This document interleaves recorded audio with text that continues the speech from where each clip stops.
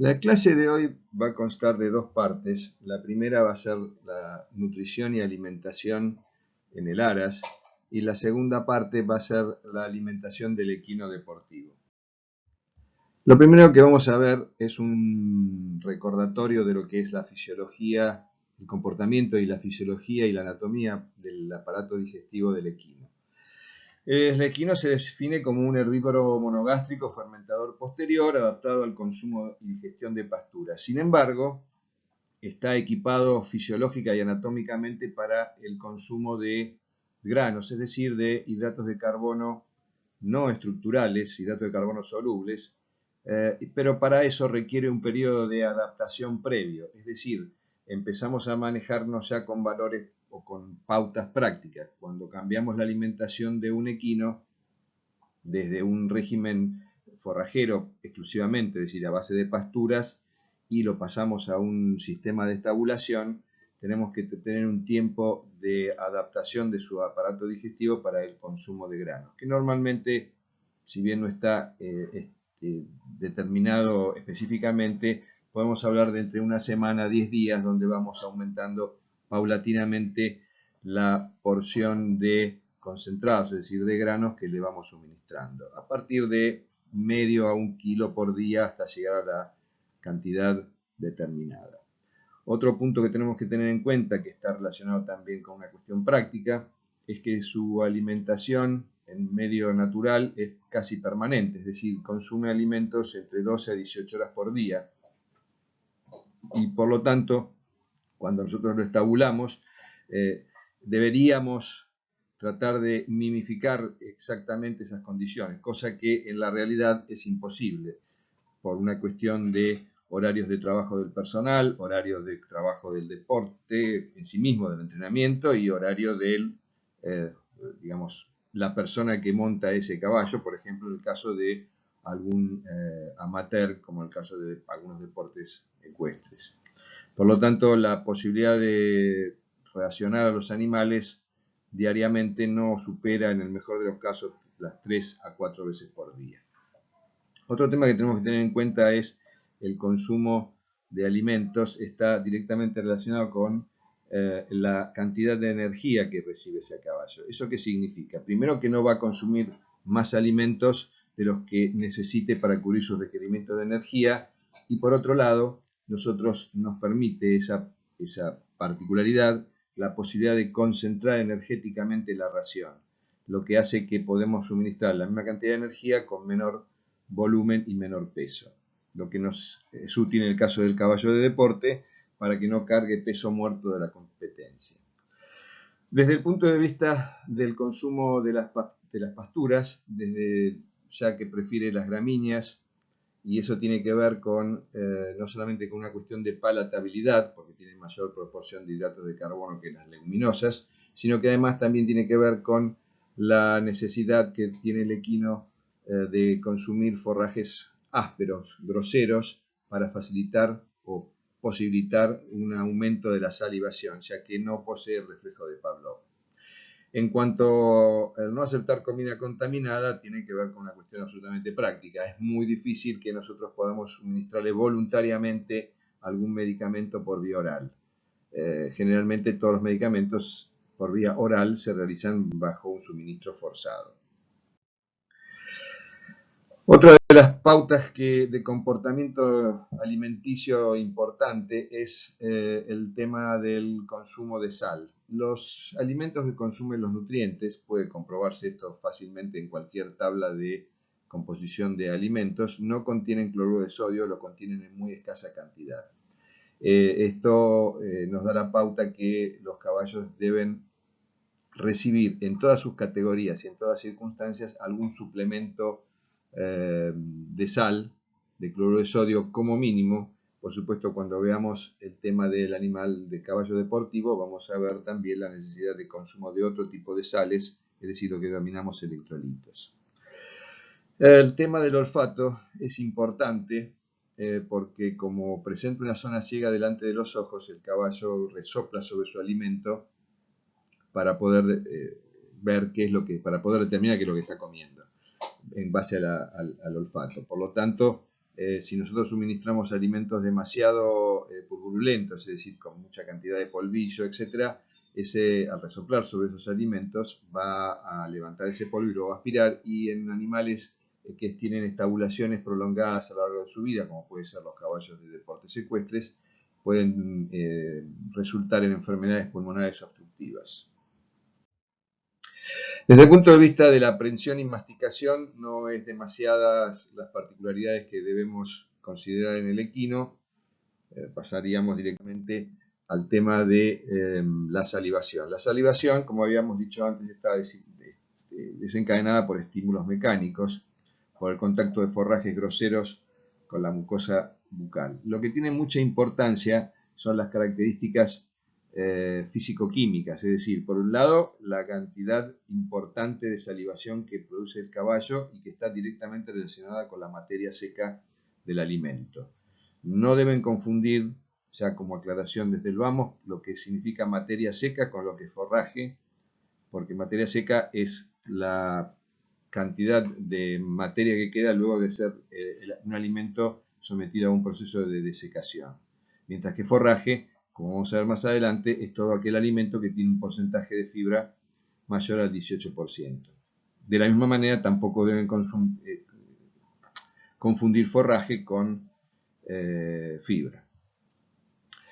Desde el punto de vista de la composición química, presenta un alto contenido de bicarbonato de sodio, cosa que es absolutamente lógica para neutralizar luego el pH del estómago. Y lo que tiene importancia desde ya es el escaso o nulo contenido de amilasa salival, que vamos a ver que es una constante que se repite a todo lo largo del aparato digestivo anterior, y que tiene que ver con el manejo cuidadoso que debemos hacer de los concentrados, o sea, de los hidratos de carbono solubles, es decir, los almidones.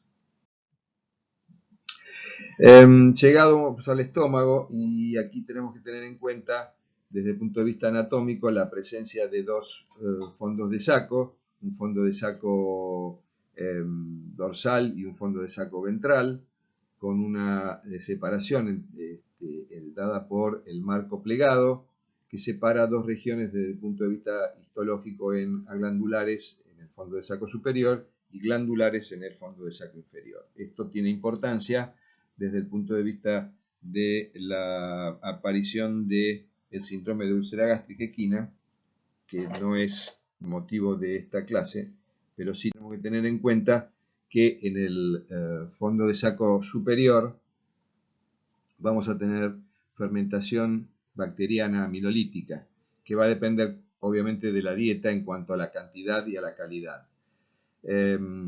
Esto tiene importancia, esta fermentación amilolítica en el fondo de saco ciego superior, porque si nosotros nos excedemos en la cantidad de hidratos de carbono, o sea, de concentrados que le suministramos por toma de la ración, podemos llegar a producir un cuadro de obstrucción o impactación intestinal, dado que esos almidones van a ser fermentados rápidamente por la flora amilolítica, generando gas, glucosa, ácido láctico, etcétera, lo que va a producir, junto con el aumento del volumen de suministro de alimentos, esa impactación, cosa que ustedes sabrán puede llegar a ser mortal si no es tratada en un plazo de no más de 12 horas.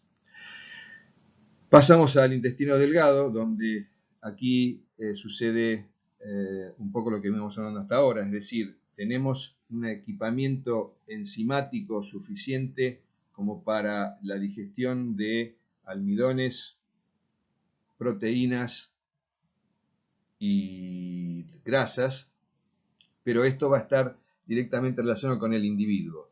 Es decir, habrá individuos que tienen una capacidad mayor y otros que pueden llegar a tener una capacidad nula para digerir esos almidones. Y esto va a tener, por supuesto, va a representarnos un síndrome de mala absorción que luego tendrá que ser no solamente medicado, sino que manejado en función de la alimentación. Otro de las pautas prácticas que tenemos que tener en cuenta es lo que habíamos hablado al principio, es decir, este este cambio de dieta de forrajes a forrajes y concentrados tiene que ser realizado paulatinamente para lograr que las amilasas intestinales y pancreáticas se puedan expresar rápidamente en el tracto gastrointestinal. También tenemos, por supuesto, la llegada de los jugos pancreáticos con un alto contenido de bicarbonato y un volumen también de fluidos muy importante. Esta cantidad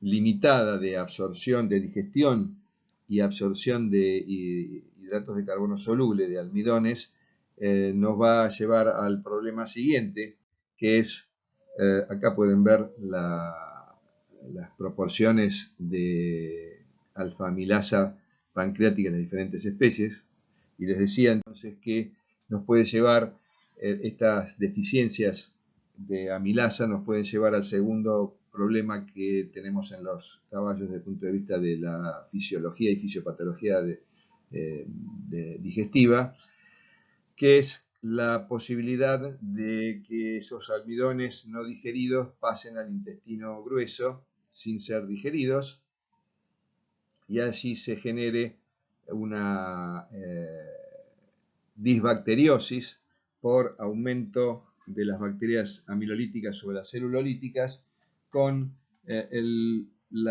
aumento de la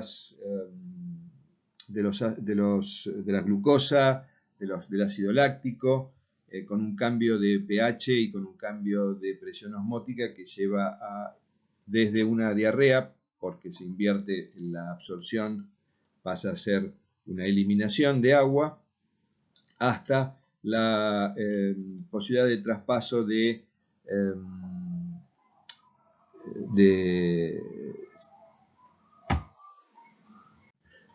fosfolípidos bacterianos que van a disparar los procesos fisiopatológicos de una laminitis y posterior infosura.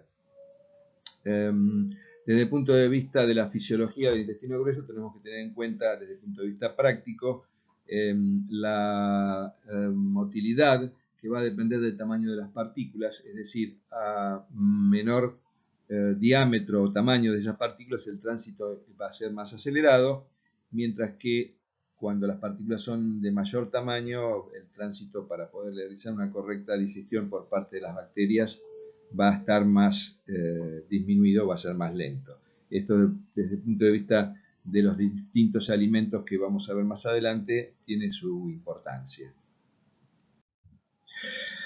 Bien, ¿cuáles son los alimentos que consumen los caballos? Vamos a tener básicamente tres grandes grupos. Uno, por supuesto, que es el agua, donde lo que tenemos que tener en cuenta es todas las características que ustedes conocen sobre lo que es el agua de consumo, el agua potable, con algunas observaciones sobre la cantidad que tiene que consumir un caballo o que debe utilizar un caballo diariamente. Es decir, tendremos entre 4 a 5 litros cada 100 kilos de peso vivo o 2 a 3 litros por kilo de materia seca. Es decir, a mayor porcentaje de materia seca, mayor va a ser el consumo de agua. Sin embargo, el agua nosotros la suministramos ad libitum, no vamos a considerar cuánto pesa un caballo para suministrarle agua. Esto tiene que ver más que nada, o conocer estos valores tiene que ver más que nada con la necesidad de, digamos, en el asesoramiento para la construcción de instalaciones, donde debemos conocer cuáles son los volúmenes que vamos a necesitar por cada caballo. Por ejemplo, en la construcción de un nuevo galpón. Tenemos que tener en cuenta que decía, que necesitamos considerar no solamente el agua de bebida, sino que también tenemos que considerar el agua necesaria para el lavado de las instalaciones, el lavado del baño y el lavado de los caballos, etc. Forrajes. Habíamos dicho que los forrajes representan los alimentos que tienen mayor del 18% de fibra bruta o mayor del 35% de fibra detergente neutra. Los forrajes que vamos a considerar en primera instancia son pasturas y verdeos, que no van a ser tocadas en esta clase, sino que van a tener una clase especial. Y después las formas de consumo diferido de esas pasturas, que son los henos y pellets. Desde el punto de vista de la fabricación, los henos se presentan en forma de fardos que a su vez están divididos en pencas, y aproximadamente cada fardo pesará entre 18 a 25 kilos, depende de la elaboración, separados en 10 pencas. Y cuando hablamos de pellets, lo que nos estamos refiriendo es a los pellets de alfalfa. No nos estamos refiriendo a los pellets de alimento balanceado, porque si bien pellet es solamente la fabricación o una forma de fabricar o de presentar el alimento, en este caso vamos a hablar solamente de los pellets de alfalfa. ¿Cuáles son las ventajas y las desventajas de uno u otro? Bien, hablemos de los henos. Los henos, o sea, los fardos, pueden ser fardos de alfalfa, pueden ser fardos de pasturas, es decir, de gramíneas, o pueden ser fardos de alfalfa y de gramíneas. No existe una ventaja de uno u otro, sino, como vamos a ver luego cuando hablemos de alimentación del caballo deportivo, que tienen que ver con directamente el requerimiento del animal en función de su uso. Desde el punto de vista de la fisiología digestiva y lo que hablamos con respecto al tema del tránsito intestinal, los pellets, al ser de fibra corta, porque están picados y prensados, van a tener un tránsito intestinal más rápido, lo que tiene ventajas y desventajas. Las ventajas es que permite, al tener un tránsito intestinal más rápido, mayor consumo que el que podría tenerse con un fardo, y como desventaja tenemos el hecho de que se genera más rápidamente un vaciado gastrointestinal, y por lo tanto el animal va a tener hambre más rápidamente, y muchas veces, si no tiene acceso al alimento, va a generar alguna conducta estereotipada, como puede ser consumo de cama, consumo de morder las maderas, e inclusive, si tiene contacto con otros animales, hasta comerles la cola. Desde el punto de vista nutricional, los henos y los pellets, o sea, los fardos y los pellets, nos van a aportar porcentajes importantes de fibra. La fibra es algo que en general en la nutrición del equino no es escaso, no hay generalmente problemas con eso. Nos van a suministrar, en el caso de la alfalfa, proteínas, o sea, niveles proteicos elevados. Desde el punto de vista de las pasturas vamos a tener mayores niveles de energía por mayor porcentaje de hidrato de carbono. Con la alfalfa vamos a tener aporte de calcio, mientras con las pasturas tenemos más aporte de fósforo. Y fundamentalmente, desde el punto de vista energético, ambos, sobre todo el caso de las pasturas, nos van a proporcionar ácidos grasos volátiles por la digestión de estos alimentos en el intestino grueso por parte de bacterias celuloríticas, que, similar al rumen, nos van a producir ácidos grasos volátiles acético, propiónico y butírico en ese porcentaje.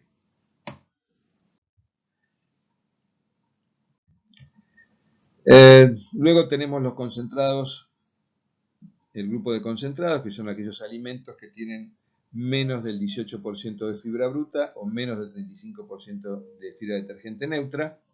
Y vamos a tener básicamente dos tipos de concentrados, los energéticos y los proteicos. Los proteicos son aquellos que tienen mayor porcentaje de proteína bruta, más del 20% de proteína bruta. Los energéticos tienen menos por ciento de proteína bruta. Los concentrados energéticos más comunes son los granos de avena, maíz. Los concentrados más utilizados, les decía, son los granos de avena, maíz y cebada. Cada uno tiene diferentes composiciones, cualidades y desventajas. La avena es el grano que mayor se consume en la Argentina, que más se consume en la Argentina y en todo el mundo. Es un grano vestido, es decir, tiene glumas, vulgarmente cáscara, lo que le da un buen porcentaje de fibra. Tiene un nivel de energía de aproximadamente 3 megacalorías por kilo. Y tiene una composición de su almidón que asegura una digestibilidad sencilla, fácil en todo el tracto gastrointestinal. Prácticamente la avena en un animal sano joven, que no tiene problemas odontológicos y que no tiene algún síndrome de mala absorción, se digerirá en un 90 o un 95% en todo el tracto gastrointestinal. El maíz, desde el punto de vista energético, tiene mayor cantidad de energía, puede llegar hasta 3.5 megacalorías, es un grano desnudo y el problema que tiene es que es un grano duro, su almidón tiene una estructura cristalina, por lo tanto, para lograr una absorción adecuada hace falta procesarlo de alguna manera. El maíz tal cual solamente tiene una digestibilidad de aproximadamente un 30%, 35%, mientras que a medida que lo vamos procesando, ese maíz puede llegar a tener valores de digestibilidad cada vez mayor. La cebada es un grano intermedio, si bien es un grano duro, tiene la posibilidad de ser mejor procesado por el equino y tiene una cantidad de energía intermedia entre lo que es la avena y el maíz. Estos tres granos pueden ser suministrados solos, pueden ser suministrados en mezclas, pero lo que tenemos que tener en cuenta es que siempre deben ser suministrados en forma isocalórica cuando son intercambiados entre sí. Es decir, yo no le puedo dar la misma cantidad de maíz si lo reemplazo por la avena porque tiene mayor cantidad de energía. Para eso simplemente se puede hacer una regla de 3 simple y si no, tener una reglita fácil donde aproximadamente 1 kilo de avena puede ser reemplazado por 700 gramos de maíz. Otro concentrado energético de gran importancia, sobre todo en el caballo de deporte, son los aceites, tema que vamos a tratar cuando hablemos de caballo de deporte. Desde el punto de vista de los concentrados proteicos, los más importantes, a pesar de que ahí figuran varios, el más importante de todos es el pellet de soja, ya que es un concentrado con alto porcentaje de proteínas y además una posibilidad también de suministrar en forma de energía en forma de aceites.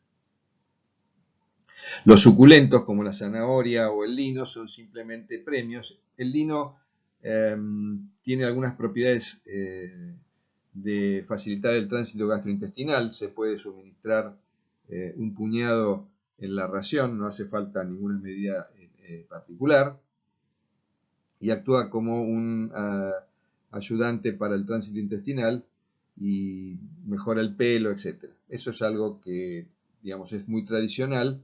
Hoy hay otro tipo de suplementos que se pueden dar para facilitar el tránsito intestinal y la digestibilidad de los alimentos, como pueden ser, vamos a ver más adelante, las levaduras.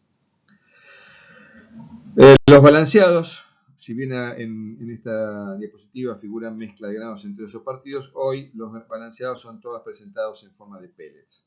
Los mejores balanceados en forma de pellets son aquellos que son extrusados, es decir, los que son sometidos a presión y temperatura para gelatinizar los almidones y de esa manera facilitar la digestibilidad de los mismos. Una de las cuestiones que tiene que tener desde el punto de vista práctico con los pellets es el hecho de que tienen que ser de una calidad en su confección importante para evitar que esos pellets se desgranen y luego se pierdan desde el punto de vista económico, perderíamos valor y además ese alimento pulverulento podría ser aspirado por los caballos, sobre todo cuando están estabulados. Los minerales, podríamos considerar los macrominerales, los microminerales y los electrolitos. Los macrominerales, calcio y fósforo, se pueden suministrar, o mejor dicho, se deben suministrar, porque en general los granos tienen como desventaja la deficiente cantidad de calcio y la inversión de la proporción calcio-fósforo, lo que nos lleva a que si no suministramos suplementos de macrominerales podemos llegar a tener problemas de enfermedades ortopédicas del desarrollo, sobre todo en potrillos. Los macrominerales calcio y fósforo, por lo tanto, se deben suministrar. Lo ideal sería, pero no es posible, el suministro de harina de hueso, pero no es posible porque ustedes saben el tema de la encefalitis espongiforme que prohíbe el consumo de alimentos balanceados de origen animal a herbívoros. Por lo tanto, el mejor suplemento es el fosfato dicálcico, que tiene la proporción ideal 1 a 2, 1,5 a 2 calcio-fósforo.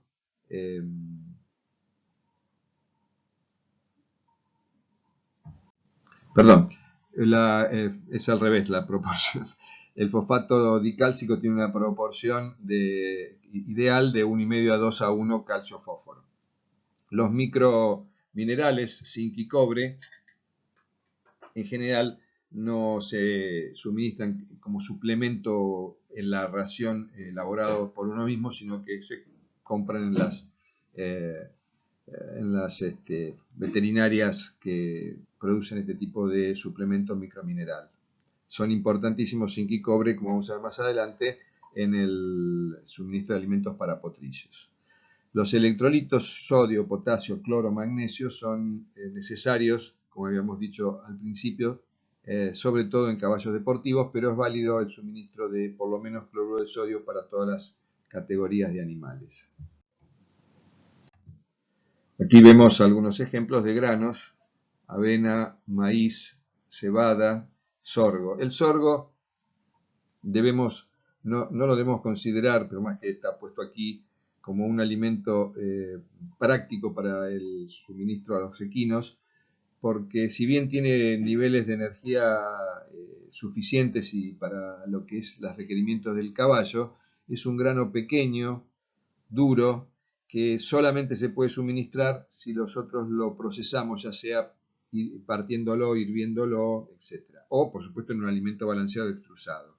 Lo que, por lo tanto, no es desde el punto de vista de la alimentación algo práctico para suministrar, y además, en el caso de ser suministrado tal cual, puede llegar a ser peligroso por producir impactaciones intestinales.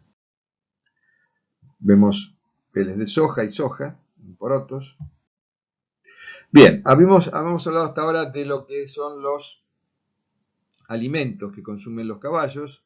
Vamos a ver ahora los requerimientos nutricionales. Esta es una tabla mínima de requerimientos nutricionales, donde vamos a analizar cómo van cambiando los requerimientos en función de las distintas categorías.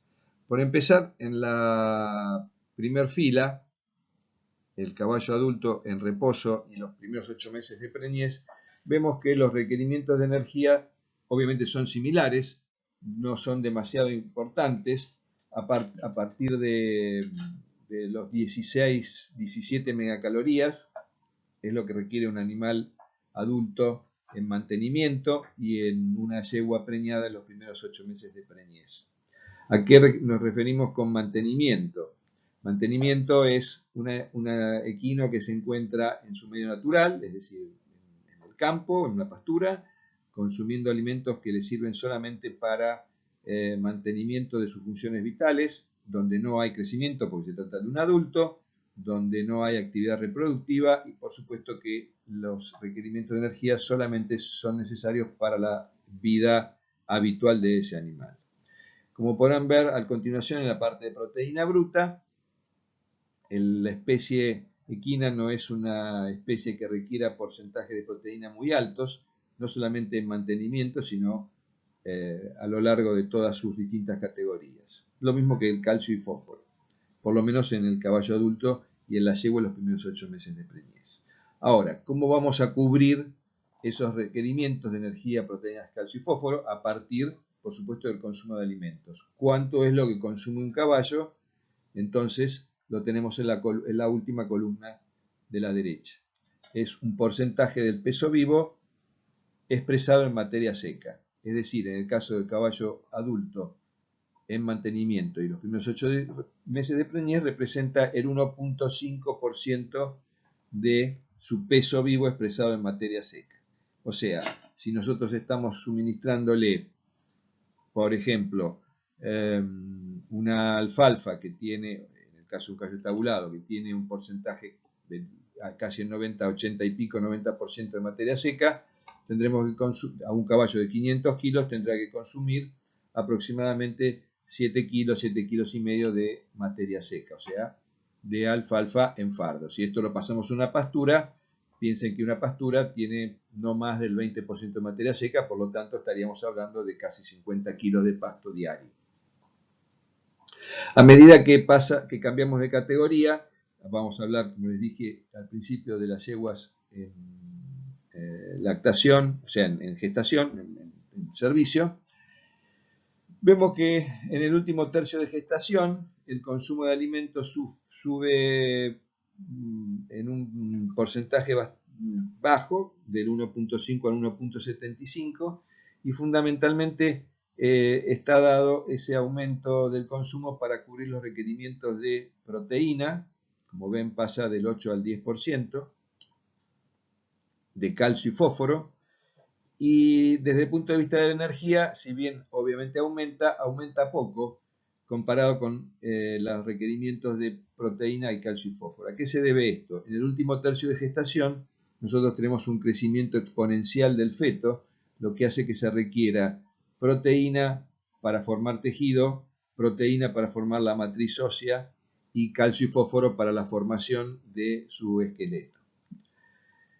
Producido el parto, entramos en el primer tercio de lactación, donde vemos que la energía aumenta notoriamente, pasa de 18.4 a 28.3. Es lo que más aumenta. Aumenta la proteína, el calcio y fósforo se mantienen, y vamos a tener un consumo, por lo tanto, más elevado. Es una de las categorías que tiene mayores requerimientos de consumo, en 2.75% de su peso vivo expresado en materia seca. El segundo tercio de lactancia, sabemos que a partir del segundo o tercer mes de lactancia la cantidad y calidad de la leche baja, por lo tanto va a bajar el consumo, 2.25, y por lo tanto, ¿por qué va a bajar?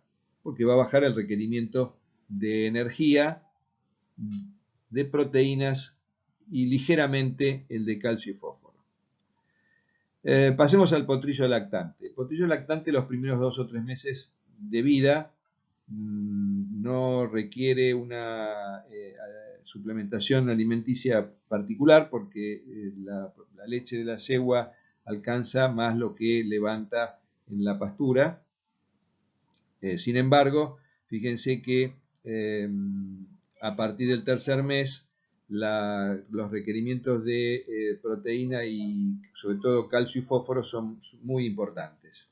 Pasa a requerir un 16% de proteínas, considerando que estamos hablando de un animal que pesa aproximadamente a los 3 meses unos 90 a 100 kilos, considerando que el destete está en unos 180 a 200. Llegado al destete, fíjense que la columna de la energía va aumentando porque va aumentando el peso de ese individuo. En el momento del destete estamos ante el porcentaje mayor de consumo, estamos ante un 3% de su peso, con una proteína bruta elevada, no tan elevada como previo al destete, y nuevamente valores de calcio y fósforo muy altos que se mantienen prácticamente hasta llegar a los 2 años de vida. Estos porcentajes elevados de calcio y fósforo tienen que ser tomados en cuenta porque en algunos deportes, como el caso de sangre pura de carrera, a los 2 años y más ya están compitiendo, y por lo tanto tenemos que tener en cuenta estos requerimientos de calcio y fósforo elevados. Bien, ahora vamos a ver cómo vamos a manejar no solamente la nutrición, sino la alimentación de la yegua. La alimentación de la yegua en nuestro país se basa básicamente en las pasturas y, por supuesto, el suplemento con concentrados para poder cubrir determinados aspectos como puede ser los requerimientos de energía.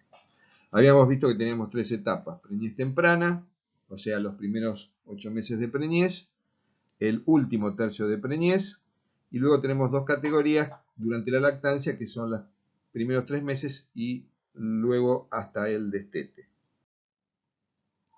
Habíamos visto que, por lo tanto, la primera etapa era similar a un caballo en mantenimiento, no requiere más allá de una buena pastura para mantenerse en un score corporal adecuado.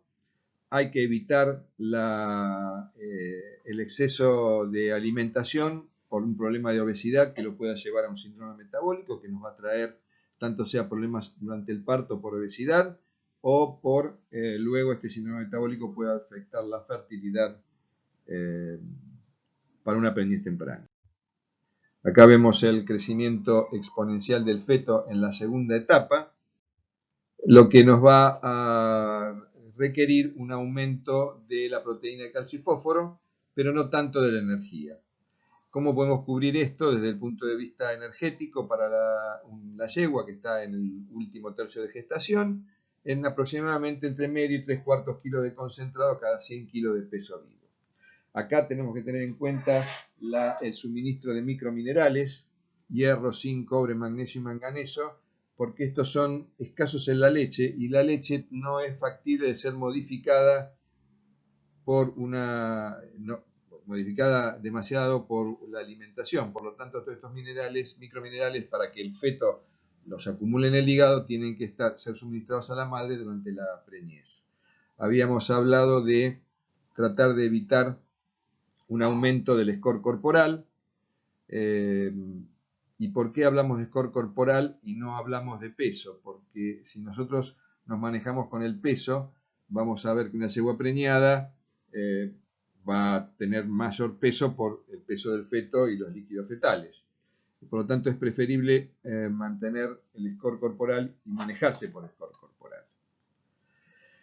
En algunas circunstancias, el clima adverso, sobre todo cuando tenemos no tanto frío, pero sí lluvia y viento, donde la pérdida calórica es mucho mayor, un aumento de los requerimientos de energía. Mencionamos varias veces el score corporal, luego cuando veamos el animal deportivo vamos a entrar en un poco más en la descripción y la utilización del score corporal, pero veamos en algunos datos como el score corporal influye notoriamente en la eficiencia reproductiva de la yegua, donde tenemos animales muy delgados con un score bajo, vamos a tener menor porcentaje de preñez, menos celos o más celos por preñez, por lo tanto es algo que tenemos que tener en cuenta. Luego vamos a ver todos los scores en las distintos valores, pero aquí pueden ver lo que es un score corporal ideal, es decir, un score corporal 5, considerando el score norteamericano que va desde el 1 al 9. Este es el score 5, como ideal. Otro valor que tenemos que tener en cuenta, por ejemplo, yeguas que tienen mejor score corporal mantienen la preñez mucho más tiempo que una yegua con un score corporal menor. La tercera etapa, o la etapa de la lactación, es una etapa donde la producción láctea puede llegar a ser hasta 15 litros diarios. Habíamos dicho que la dieta no va a modificar esos nutrientes, por lo tanto tenemos que tener en cuenta no solamente la energía, proteína, calcio y fósforo, sino también microminerales y vitamina E y selenio. En esta etapa vamos a suministrarle una cantidad de concentrados de 1 kilo cada 100 kilos de peso vivo y vamos a tener que tener en cuenta que previamente y posterior al destete vamos a tener que suspender ese concentrado para que empiece a disminuir la cantidad de leche, el volumen de leche. Tengamos en cuenta entonces que en la primera etapa de la lactancia los requerimientos de energía son muy altos, no solamente por la producción de leche, sino que además tienen que ver con la aparición del primer celo y evitar la aparición de pérdidas embrionarias por no mantener los requerimientos de energía dentro de los valores necesarios. El potrillo va a tener una dieta dividida entre lactantes, destete, media cuida y cuida. Vamos a tener que tener en cuenta proteína, calcio, fósforo, microminerales, sobre todo cuando tenemos algún déficit de la pastura, y la lisina como un aminoácido esencial para el crecimiento. No mencionamos la energía, no porque no sea necesaria o tenerla en cuenta, sino que lo que tenemos que evitar es que sufra un exceso de energía, porque ese exceso de energía, si además va a ser a partir de hidrato de carbono soluble de almidones, nos puede llevar a problemas como las enfermedades ortopédicas de desarrollo que vamos a mencionar más adelante.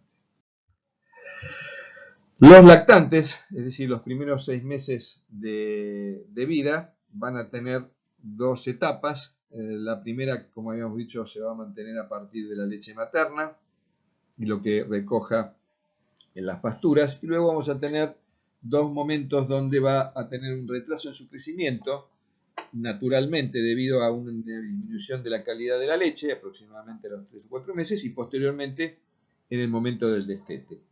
Esos dos baches en su crecimiento por una disminución de la calidad y cantidad de leche, la podemos cubrir en una primera crisis con medio a 3/4 kilos de concentrado cada 100 kilos de peso vivo, mejor medio que 3/4 para no tener ningún problema, y la segunda crisis entre 1 y 1,5 cada 100 kilos de peso vivo.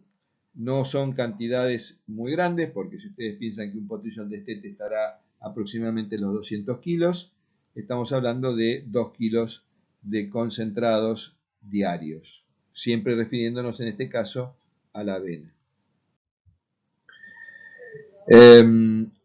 Las recomendaciones que tenemos que tener en cuenta con el consumo de energía y a partir de concentrados es obviamente lo que habíamos hablado sobre la escasez de calcio y la alteración de la relación calcio-fósforo en los concentrados, y sobre todo la posibilidad de que si el consumo de esos concentrados no está fraccionado a lo largo del día la mayor cantidad de porciones posibles, vamos a tener picos de glucemia a partir del consumo de los almidones, con picos de insulina, y esta insulina nos puede traer algunos problemas en la mineralización y transformación del cartílago, y con los consecuentes problemas de enfermedades ortopédicas del desarrollo.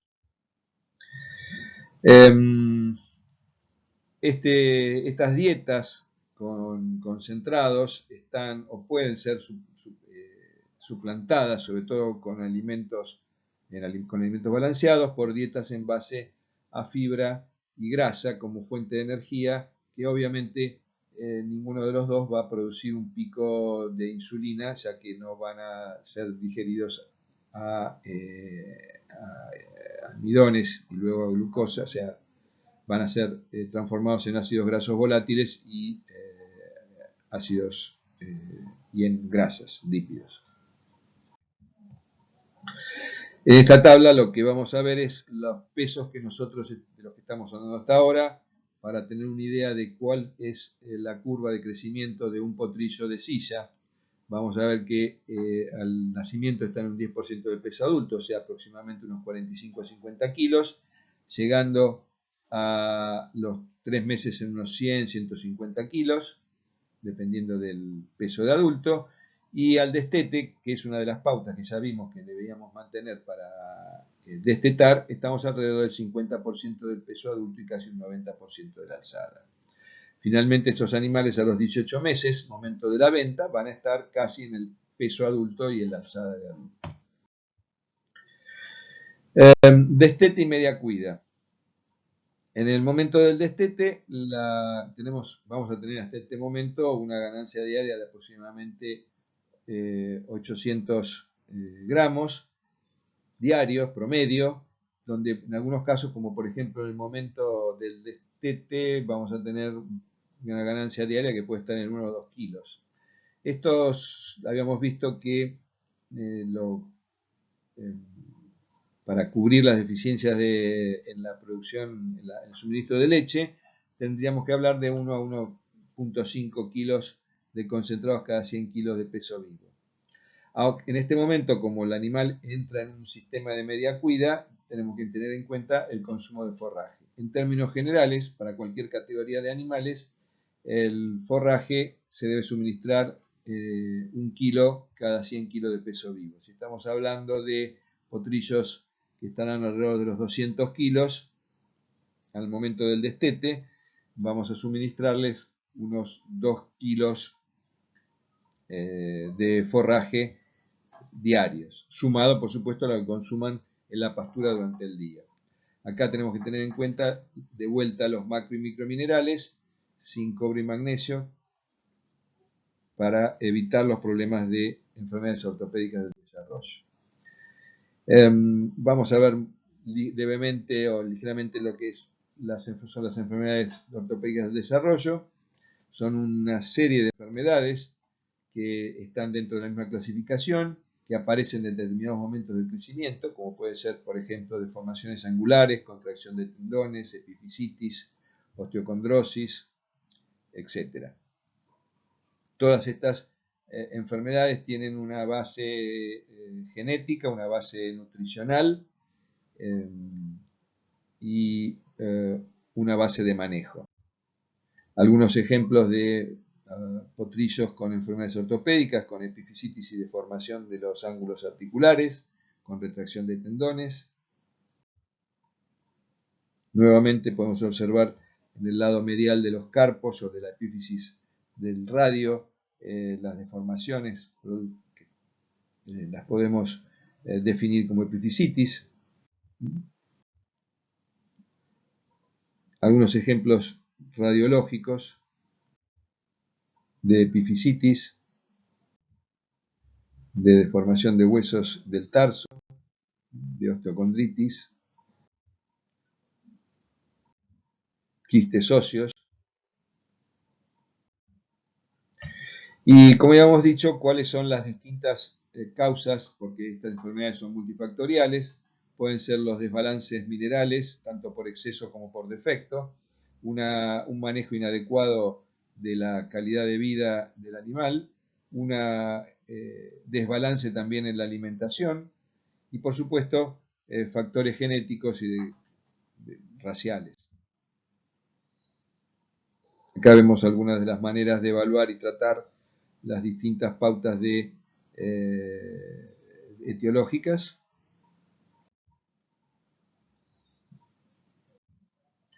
Bien, pasamos a la cuida.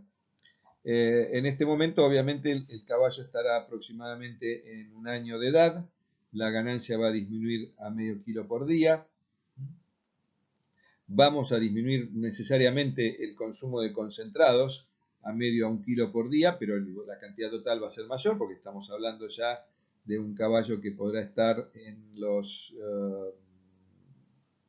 más de 300 kilos. Por lo tanto, recibirá entre 2 a 3 kilos de concentrados por día. Y finalmente, vamos a tener una regla general, que es la del último punto, donde vamos a considerar que un equino desde el nacimiento hasta, en el caso del aras, hasta la venta, podrá consumir promedio de 450, o sea, medio kilo de concentrado por día por mes de vida, hasta llegar, en el caso de la finalización de la cuida, entre 4 y 4,5 kilos por día. Acá tenemos una tabla para ir adelantarnos al próximo tema sobre actividad física, sobre requerimientos energéticos para actividad física. Esta es una tabla muy elemental donde tenemos las distintas posibilidades de actividad física, caminar, trote, galope, esfuerzo enérgico, pero no tiene una definición concreta y exacta de lo que es cada deporte. Y eso es lógico porque cada deporte, salvo por ejemplo lo que puede ser el caballo de carrera, es una combinación de distintas actividades físicas. Por lo tanto, si bien tenemos datos guía, como puede ser la columna de la derecha, la cantidad de megacalorías por hora y peso del caballo, hay un componente que cada veterinario o nutricionista tendrá que evaluar en función de su conocimiento del deporte y de la nutrición. Pero fíjense que, por ejemplo, en un caso de un caballo en un esfuerzo enérgico va a requerir 1,77 megacalorías por hora de trabajo cada 45 kilos de peso, sumado a la energía de mantenimiento. Por lo tanto, un animal que requiere que va a realizar un esfuerzo enérgico va a requerir 17,7 megacalorías, considerando que pesa 450 kilos, más 16 megacalorías, o 17 megacalorías, va a estar entre 32 y 34 megacalorías por hora de trabajo diario. Finalmente, antes de pasar al tema de la alimentación del caballo deportivo, veamos un resumen de todas las fuentes de energía, su metabolismo y la forma de ser almacenada que tienen los distintos alimentos que consumen los equinos.